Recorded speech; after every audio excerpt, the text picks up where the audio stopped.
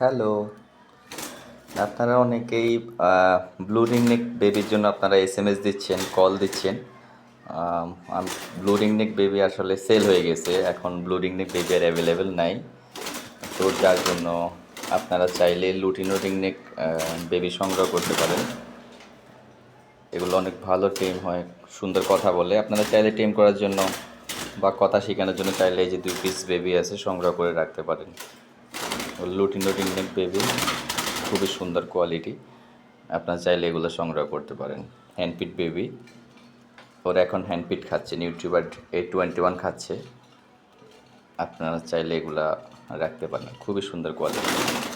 Blue ringneck baby আবার আসবে হয়তো নেক্সট মান্থে, 20 দিন 25 দিন পরে আবার অ্যাভেলেবেল হবে। যখন অ্যাভেলেবেল হবে তখন আবার আমরা পোস্ট দিব আর কি।